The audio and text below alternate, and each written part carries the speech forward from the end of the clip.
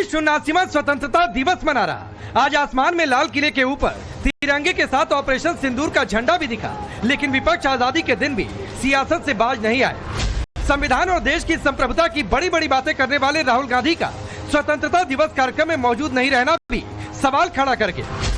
सवाल की क्या मोदी विरोध में राहुल गांधी राष्ट्रीय पर्व का भी विरोध कर रहे हैं? करेंगे इस पर बात, लेकिन सबसे पहले बात विपक्षी इकोसिस्टम को लगे उस तीर की जिसकी टीस सब पलटवार में सुनाई दे रही। लाल किले की प्राचीर से पीएम मोदी ने डेमोग्राफी बदलने की साजिश को देश के लिए बड़ा खतरा बताया। साथ ही इससे निपटने के लिए हाई पावर डेमोग्राफी मिशन शुरू करने का ऐलान भी कर दिया। षड्यंत्र के तहत, सोची समझी साजिश के तहत देश की डेमोग्राफी को बदला जा रहा है। एक नए संकट के बीज बोए जा रहे हैं और ये घुसपैठिए मेरे देश के नौजवानों की रोजी रोटी छीन रहे हैं। एक घुसपैठिए मेरे देश की बहन बेटियों को निशाना बना रहे हैं। ये बर्दाश्त नहीं होगा। ये घुसपैठिए भोले भाले आदिवासियों को भ्रमित करके उनकी जमीनों पर कब्जा कर रहे हैं। ये देश सहन नहीं करेगा। कोई देश अपना देश घुसपैठियों के हवाले नहीं कर सकता है। दुनिया का कोई देश नहीं कर सकता है, तो हम भारत को कैसे कर सकते हैं? मैं आज लाल किले की प्राचीर से कहना चाहता हूं, हमने एक हाई पावर्ड डेमोग्राफी मिशन शुरू करने का निर्णय किया है। पीएम ने डेमोग्राफी बदलने की साजिश का जिक्र किया तो विपक्ष ने पलटवार किया। अखिलेश यादव ने बीजेपी सरकार के 10 साल में क्षेत्रफल बताने की चुनौती दी तो आरजेडी ने पूछा, घुसपैठियों को रोकने की जिम्मेदारी किसकी है? भारतीय जनता पार्टी ये बता दे कि भारत का क्षेत्रफल 2014 में क्या था और आज जब हम 2025 में खड़े हैं तो भारत का क्षेत्रफल क्या है। हम तो उस प्रदेश से आते हैं और हम सब लोग जानते हैं, अगर मेड़ भी कोई काट दे तो हम उसकी हत्या कर देते हैं। आप सोचिए हमारे भारत की जमीन कितनी छिन गई।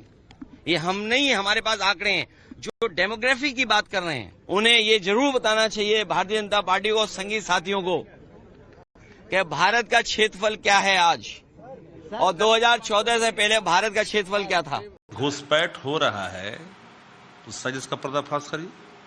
इंटेलिजेंस आपका, हाई पावर कमेटी आपके पास है? सरकार आप चला रहे हैं, किसको कह रहे हो? जो चीजें करना उसको कहना कहाँ है? ये तो आपकी रिस्पॉन्सिबिलिटी में है। घुसपैठी आ रहे हैं, घुसपैठी आ रहे हैं, इस पर चर्चा करिए। बहन बेटियों को इसमें क्यों ला रहे हैं? हर चीज में बहन बेटी को क्यों लाते हैं? किसी पर भी कोई प्रहार करे व्यक्ति बाहर से आकर, उसका हमको उसके सामने खड़े होकर हमें उसका जवाब देना है। लेकिन घुसपैठी हैं, अगर हैं, आ रहे हैं तो कौन उनको आने दे रहा है? आज सुरक्षा किसके हाथ में है? सलमान खुर्शीद कह रहे हैं बहन बेटियों को क्यों बीच में ला रहे हैं? सवाल है कि घुसपैठियों के टारगेट पर बहन बेटियां हो तो उसकी चर्चा से कांग्रेस को क्यों दिक्कत? क्या खेल वोट बैंक को बचाने का है? विपक्ष ने पलटवार किया तो जेडीयू के संजय झा ने जवाब दिया कि एसआईआर इसीलिए तो था। एसआईआर क्या था? एसआईआर का मूल एक तरीके से यही था, संविधान क्या कहता है कि जो देश का नागरिक है वही वोट दे सकता है, बाहरी लोग तो वोट नहीं दे सकते। अगर कहीं बॉर्डर एरिया में डेमोग्राफिक चेंज हो रहा है और अगर इसका स्पेसिफिक इंफॉर्मेशन है तो निश्चित रूप से देश के लिए, सुरक्षा के लिए भी खतरा है। डेमोग्राफी खतरे से देश को आगाह करने के बाद पीएम मोदी ने आरएसएस का भी जिक्र किया। पीएम ने 12 बार में पहली बार लाल किले की प्राचीर से आरएसएस की चर्चा की। सुनिए। सेवा, समर्पण, संगठन और अप्रतिम अनुशासन, ये जिसकी पहचान रही है, ऐसा राष्ट्रीय स्वयंसेवक संघ दुनिया का ये सबसे बड़ा एनजीओ है। एक प्रकार से 100 साल का उसका समर्पण का इतिहास है। 100 साल की राष्ट्र की सेवा एक बहुत ही गौरवपूर्ण स्वर्णिम पृष्ठ है। व्यक्ति निर्माण से राष्ट्र निर्माण के संकल्प को लेकर के 100 साल तक मां भारती का कल्याण का लक्ष्य लेकर के लक्षावधि स्वयंसेवकों ने मातृभूमि के कल्याण के लिए अपना जीवन समर्पित किया। आरएसएस के 100 साल पूरे हो चुके हैं। पीएम ने लाल किले की प्राचीर से आरएसएस की तारीफ की तो विपक्ष चढ़ गया। 52 साल तो तिरंगा ही नहीं फहराया, जंगे आजादी के अंदर कोई योगदान नहीं रहा। भारत छोड़ो आंदोलन में इनका योगदान क्या था? इन्होंने विरोध किया था। आजाद हिंद फौज जब लड़ रही थी तो आजाद हिंद फौज से साथ लड़ने के लिए ब्रिटिश फौज के अंदर भर्ती के लिए आह्वान कर रहे थे। आजादी के वक्त आप लोग तो थे नहीं, आप लोग विरोध में थे आजादी के। आप ब्रिटिशों की दलाली उस वक्त करते थे। आज आपके हाथ में सत्ता है तो कुछ जनता का भला करो। सवाल है कि बार बार मोदी आरएसएस से कांग्रेस पर्सनल क्यों हो जाती है। सवाल ये भी कि मोदी विरोध में विपक्ष क्या देश विरोध में जाकर खड़ा हो रहा। ये सवाल इसलिए भी क्योंकि देश के स्वतंत्रता दिवस कार्यक्रम में देश के नेता विपक्ष नहीं पहुंचे। राहुल गांधी दिल्ली में इंदिरा भवन में तो गए जहां कांग्रेस अध्यक्ष खड़गे ने तिरंगा फहराया, लेकिन लाल किले पर कार्यक्रम में नहीं पहुंचे। राहुल गांधी जो नेता प्रतिपक्ष है, उन्होंने आज स्वतंत्रता दिवस के कार्यक्रम का जो राष्ट्रीय कार्यक्रम रेड फोर्ट पर लाल किले पर होता है उसका बहिष्कार कर दिया। इसका मतलब साफ है, मोदी विरोध में उतरते उतरते देश विरोध में उतरना, संविधान विरोध में उतरना, और आज के कार्यक्रम में तो सिंदूर का सम्मान किया गया, ऑपरेशन सिंदूर का, सेना का सम्मान किया गया, तो सेना का विरोध करना ये कांग्रेस के लिए आम बात बन चुकी है। तो क्या वाकई आरोपों के मुताबिक राहुल गांधी ने स्वतंत्रता दिवस कार्यक्रम का बहिष्कार कर दिया? और अगर ऐसा है तो क्या इसे मोदी विरोध ने देश विरोध नहीं कहा जाए? बीजेपी कह रही कि सेना विरोध देश विरोध कांग्रेस के लिए आम बात है। Bureau report, times now Bharat.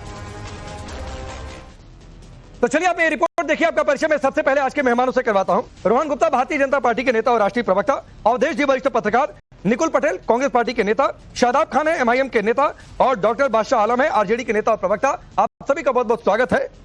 Nikul Patel जी, आपसे शुरू करता हूं। चूंकि राष्ट्रवाद है, राष्ट्र का शो है और राष्ट्र का पर्व आज का दिन, तो राष्ट्र ये जानना चाहता है कि राष्ट्र के नेता विपक्ष राहुल गांधी आज लाल किले पर क्यों नहीं पहुंचे? सबसे पहले समग्र देश को आज के इंडिपेंडेंस डे का हार्दिक बधाई हो।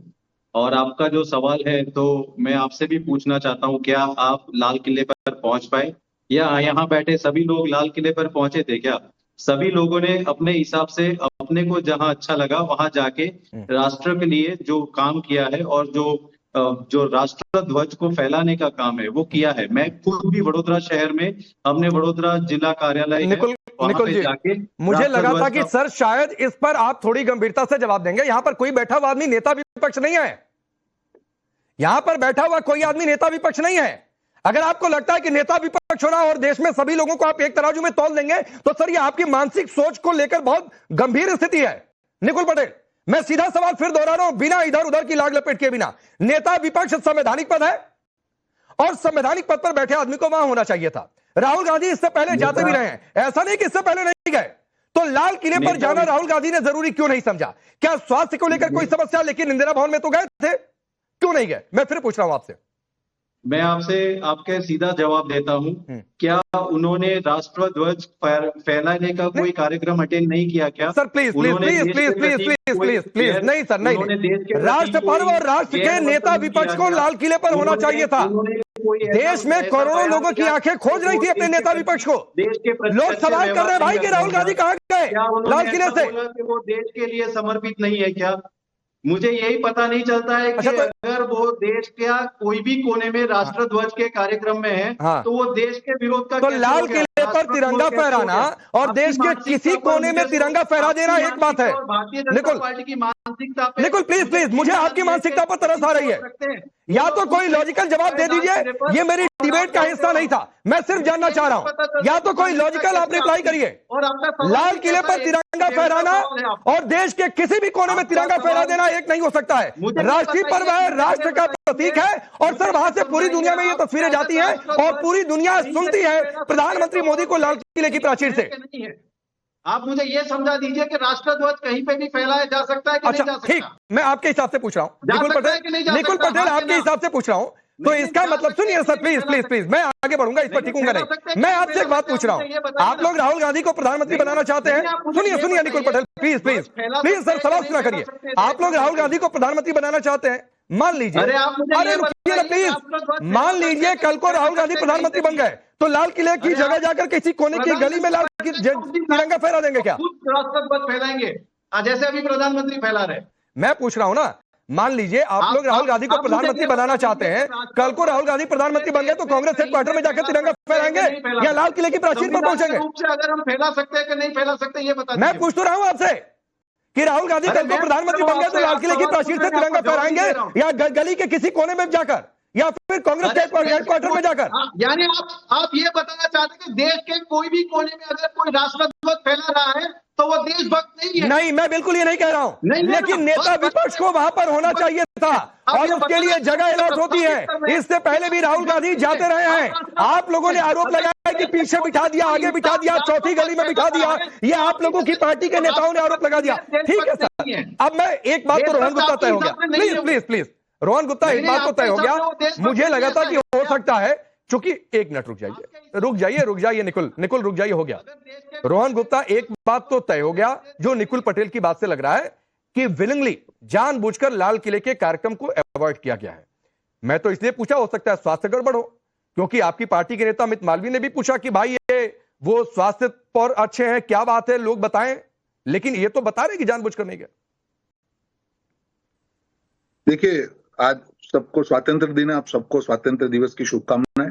और मुझे लगता है राकेश जी कि आज जब स्वातंत्र दिन का पर्व है तब कोई राजनीति होनी चाहिए थी, पर यही दिखाता है कि राजनीति का स्तर विपक्ष ने कितना गिरा दिया है। एक लाल किले पे प्रधानमंत्री का भाषण देना, पहले कांग्रेस की भी सरकारें थी, विपक्ष में बीजेपी थी, दूसरी पार्टियां थी, और मुझे लगता है तो देश की बात है। 15 अगस्त को ये नहीं आपका सरकार का विरोध है, मोदी जी का विरोध करते रहिए, पर इस फंक्शन का विरोध करना ये मोदी सरकार का विरोध नहीं है, कहीं ना कहीं देश का विरोध है, देश के स्वतंत्र पर्व का विरोध है, क्योंकि ऑफिशियल फंक्शन था वो एक, और LOP is a constitutional post, तो वहां पे उनका होना चाहिए था। मुझे विरोध करने के लिए वहां पे नहीं होके आप कोई मैसेज नहीं दे रहे हैं, आपके पास 50 रास्ते हैं विरोध करने के लिए। बहरहाल हम उसकी बात ना करें कि आज प्रधानमंत्री ने जो मैसेज दिया, क्योंकि डिबेट हमारा उसके ऊपर है, आज नेगेटिव बात करके मतलब नहीं राकेश जी।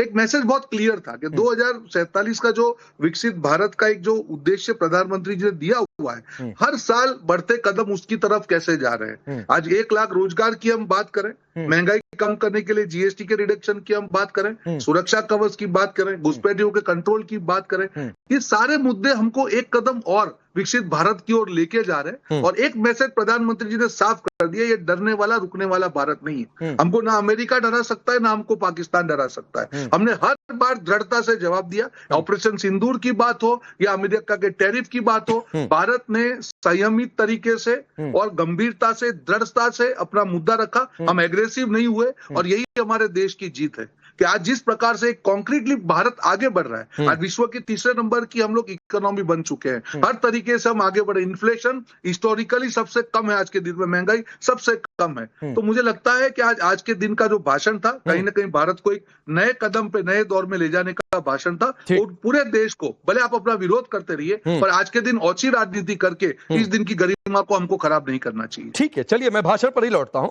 शादाब, आरएसएस की बातचीत की तो इतना क्यों चिढ़ गया भाई? आप बैकग्राउंड देखने लगे, आपकी पार्टी का बैकग्राउंड क्या है, क्या इतिहास है?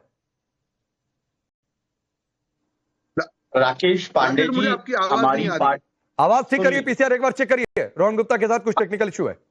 हाँ।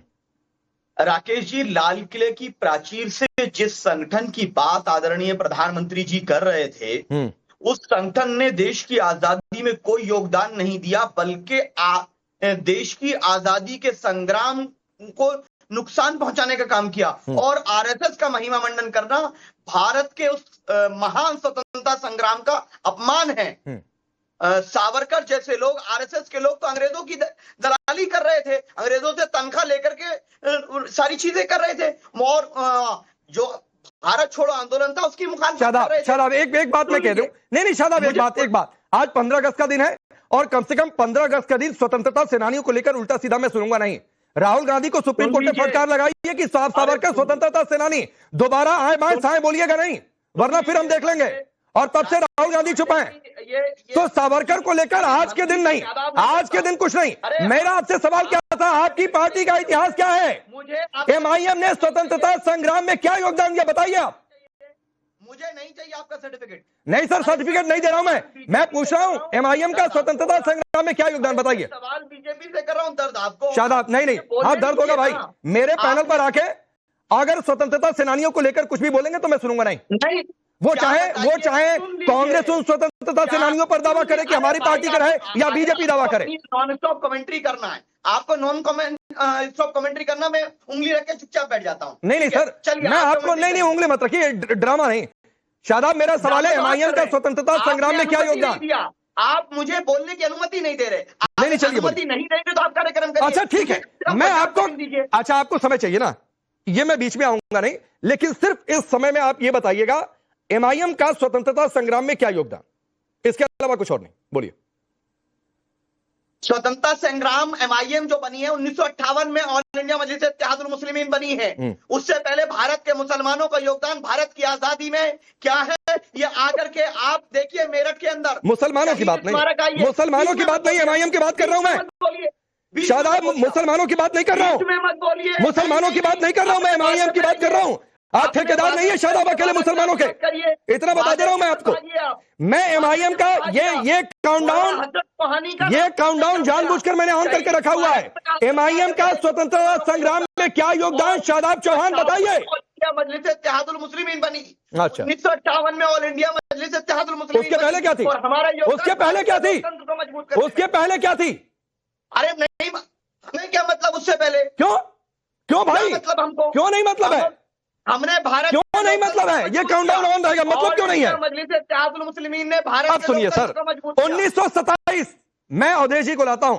अरे भाई, जिनको जो रजाकार थे वो चले गए। अरे अब इतिहास खोलने दीजिए, क्यों रजाकार थे जो चले गए, उसी का वर्जन बनाना। रुक जाइए, अब रुकिए, सुनिए, अब रुकिए सर प्लीज।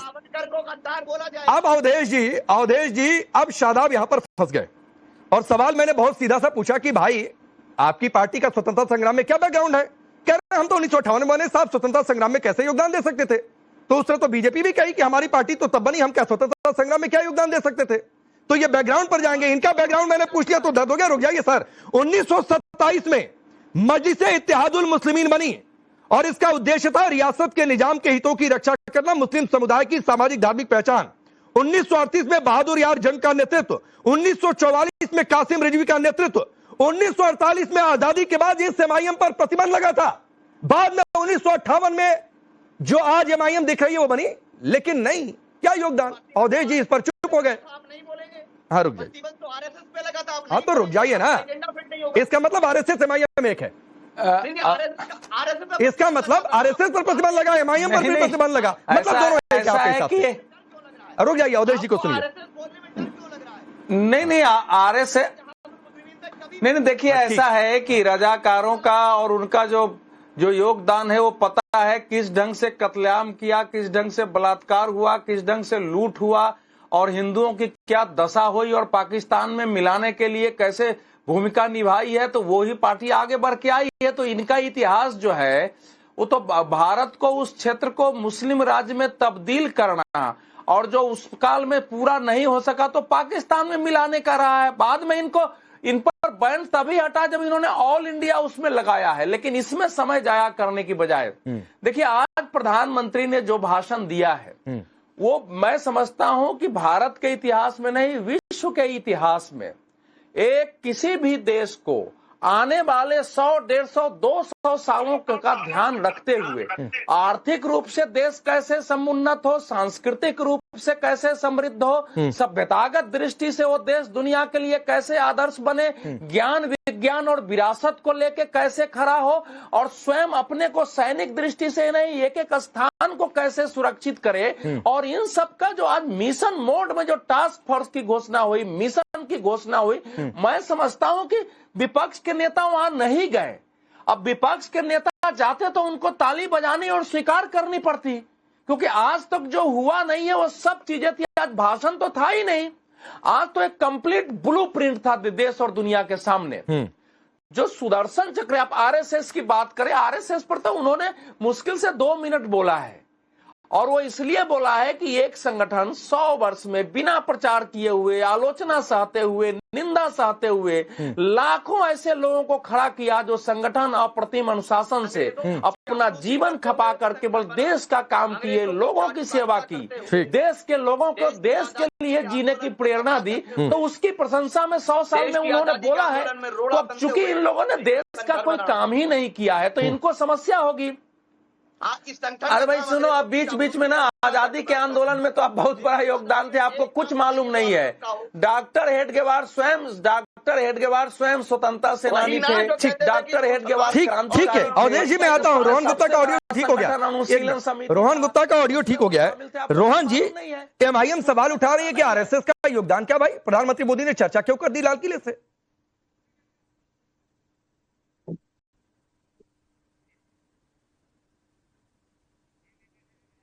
रोहन जी आवाज आ रही है आपको? अब आ रही है जी, बताइए। मैं कह रहा हूं एमआईएम सवाल उठा रही है कि लाल किले से आरएसएस की चर्चा क्यों? आजादी में क्या योगदान? सावरकर की बात कर रहे हैं। देखिए, ये मानसिकता इनकी देखिए। अगर मोदी जी ने 100 साल जिस संस्था को, उनकी मातृ संस्था है, 100 साल उसको हुए हैं, उसकी तारीफ कर दी, उसको भी आप कहीं और लेके जा रहे हैं। वापस वही डिबेट में ये गद्दार है, ये है। ये क्या तरीका? यार आप बीच में मत बोलिए, ये तरीका नहीं है डिबेट का। या ये स्वातंत्र दिन की डिबेट तूतू मैमे की डिबेट नहीं है। ठीक है, शराब सुन लीजिए। आप लोग ने हमेशा धर्म की बात करके, आपको शर्म आनी चाहिए। आज के दिन भी आप ये कर रहे हैं। ये अलग दिन हम डिस्कशन करेंगे कौन किसने क्या कंट्रीब्यूशन दी है। 11 साल में देश में क्या उसकी बात करिए। 27 करोड़ जो गरीब है वो गरीबी रेखा से ऊपर आए, ये वर्ल्ड बैंक का रिकॉर्ड है। महंगाई दर सबसे कम है, आधे 1% से भी कम। राकेश जी, हिस्टोरिक लो है। इतनी महंगाई दर कभी नहीं हुई है। किसानों की समृद्धि बढ़ी है। हर मुद्दे पे राजनीति करना, हर मुद्दे पे बीच में बोलना, मुझे नहीं लगता कि देश की जनता आपको माफ करेगी। जब देश की बात हो तब साथ में खड़े रहिए। आपका काम है विरोध करिए सरकार का, और इसका मतलब ये नहीं कि हर दिन विरोध करिए। आपको शर्म आनी चाहिए। हर चीज में धर्म के नाम पे विरोध कर रहे हैं। आपके लिए धर्म देश से बड़ा हो गया। ये बंद कर दिया नाटक, ये दुकान बंद कर दीजिए धर्म की। ये तरीका नहीं है डिबेट करने का। स्वतंत्र दिन के दिन जब प्रधानमंत्री के भाषण की बात कर रहे हैं तब आपको नकारात्मक बात नहीं करनी चाहिए। अच्छा बता दीजिए, आप बिल्कुल कितनी बार माफी जिस प्रकार से आपकी डिबेट है, उनको जेल क्यों हुई? उनको सर्कुलर जेल क्यों हुई? क्यों कोई किसी नेता को और नहीं हुई? अगर वो स्वतंत्र सेनानी नहीं थे तो उनको जेल में क्यों रखा गया 20 साल? आपके नेता माफी मांग चुके हैं सुप्रीम कोर्ट में। ठीक है, एक मिनट शायद आप एक बात आपको भी पड़ेगी। एक बात कह दूं जो रोहन गुप्ता जी ने कही, अवधेश जी ने जो बात कही, सर आज के दिन थोड़ा सा तू तड़ाक इन सब चीजों से बच जाना चाहिए था। सावरकर की बात आपने छेड़ी। सावरकर को लेकर सुनवाई के दौरान जब पहलगाम अटैक हुआ था, खबरें वो दब गई जो सुप्रीम कोर्ट ने राहुल गांधी को लेकर टिप्पणी की थी, क्योंकि खबर इंडिया पाकिस्तान को लेकर चल रही थी, और कहा था कि दोबारा बोलिएगा नहीं वरना फिर हम देखेंगे क्या करना है। तो सर कहीं कोई सावरकर ने माफी नहीं मांगी? नहीं, मैं कह तो रहा हूं ना कि ये कोई क्लिप आपकी निकालकर उसी केस में अटैच न कर दे कि सुनिए शादाब एमआईएम के प्रवक्ता क्या बोल रहे हैं, फिर जाकर जवाब देते फिरिएगा सुप्रीम कोर्ट में। देशभक्त नहीं मानता। हाँ तो मत मानिए सर, मत मानिए आप, मत मानिए देशभक्त। यहाँ पर लोग मानते हैं और मेरे सामने स्वतंत्रता सेनानी को लेकर कुछ बोलिए नहीं। मैं आपको पहले बता दे रहा हूँ सर, आपकी पार्टी का भी बैकग्राउंड बहुत लोगों को पसंद नहीं आएगा कि 1927 से एमआईएम का क्या योगदान है। मैं आगे बताऊँ, बादशाह आलम नहीं है बादशाह आलम। आप ये आदमी क्या है कि ये सावरकर जी को बादशाह आलम डेमोग्राफी को लेकर भी प्रधानमंत्री मोदी ने बातचीत की है आज, और उन्होंने कहा कि एक बड़ी साजिश है और इसके लिए एक हाई पावर डेमोग्राफी मिशन हम चलाएंगे देश में। लेकिन इस पर भी आप लोगों को दिक्कत है। क्या ये खास वोट बैंक की सियासत है? इसलिए राकेश जी, ये इस पर कोई दिक्कत किसी को भी नहीं है। और आपने आज चर्चा रखी हुई है कि जो लाल किला के प्राचीर से जो आज हमारे माननीय प्रधानमंत्री जी ने जो देश को संदेश दिया उसके ऊपर चर्चा करनी है। लेकिन ये सारी चर्चा आप जो है ये आरएसएस और वीर सावरकर के ऊपर लेके जा रहे हैं, तो ये तो तूतू मैं इसमें से कौन रोकेगा। लेकिन मैं ये भी उसी भाषण का हिस्सा है भाई। आपने हाँ है हिस्सा इसमें। बहुत 103 मिनट का भाषण हुआ है। ये 12वां स्पीच है प्रधानमंत्री जी का लाल किले के प्राचीर से। ठीक। और ये 103 मिनट में खाली आरएसएस की बात नहीं हुई है और सारी बातें हुई तो ये बात अपनी पार्टी के नेता को समझाना चाहिए था ना बादशाह आलम जी। शक्ति यादव को जाकर पहले समझाइए कि उन 103 मिनट में उनको रिएक्शन देने के लिए डेमोग्राफी मिला। बोल देते बाकी सारी बातों पर नहीं मैं चर्चा करता। आप मेरी बात तो सुन लें पहले आप। मैं जो आप तो इतना बाद में हमको टाइम दिया आपने, वो भी आप हमारी बात नहीं सुन रहे। सुन ही रहा हूं मैं कहाँ जा रहा हूँ, सुन ही रहा हूँ। तो ये जो 103 मिनट का जो भाषण हुआ है लाल किला से आज, तो इसमें खाली ये सपने दिखाए गए हैं। अच्छा, ये जो 2014 से जो आए हुए हैं, इनका ये 12वां स्पीच चल रहा है, तो ये खाली सपने दिखा रहे हैं। उस सपने को पूरा कौन करेगा? अच्छा। उसका जवाब कौन देगा? ये नए सपने जो है अपना दिखाएंगे या पुराने सपने भूलते जाएंगे ये? और जहां तक आप जो है राहुल गांधी की बात कर रहे थे कि वहां इन्होंने आया नहीं, स्वतंत्रता संग्राम का बाइकाट किया, तो अभी आप उठा के 12 से लेकर ये 2025 है, ये 12वां स्पीच है। ये मोदी जी के स्पीच का जो है ना व्यूअर्स बहुत कम हो रहे हैं। जिस तरह से अरे भाई आप दिक्कत यही है बादशाह आलम जी कि आप यूट्यूब पर कितने व्यूज आ गए उस पर जाकर टिक जाएंगे। अरे भाषण में क्या नया सपना क्या रहा पॉइंट आउट ही कर दीजिए। डेमोग्राफी नहीं सर, उस 103 मिनट में आपकी पार्टी के नेता को बोलने के लिए और प्रतिक्रिया देने के लिए डेमोग्राफी इशू ही मिला और किसी चीज पर नहीं बोले। अरे बोलते ना, चलिए मैं आपको बोलता हूं, चलिए आपकी पार्टी के नेता नहीं बोला, क्या क्या नया सपना दिखाया इसी पर बोलिए। जो आपको लगता है कि फेक हो सकता है, पूरा नहीं हो सकता है, वही बताइए। चलिए।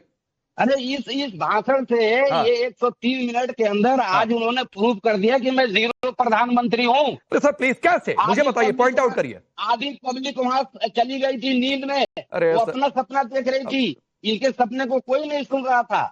कौन सा नया सपना? पॉइंट आउट करिए। मैं आपसे 3 पॉइंट पूछता हूँ। में क्या करेंगे? बादशाह कोई प्रधानमंत्री का बादशाह कोई एक बताइए। बादशाह जी कहा है कि ये हमारा मिशन और ये नहीं हुआ। बादशाह जी इनको कौन सा रोड मैप? एक मिनट और देखिए बादशाह जी, क्या रोड मैप? अरे बादशाह जी सुनिए, मैं आपको भी सुनिए, मैं बीच में नहीं आता हूं, ये काउंटडाउन ऑन करके आपको 1 मिनट का समय देता हूं।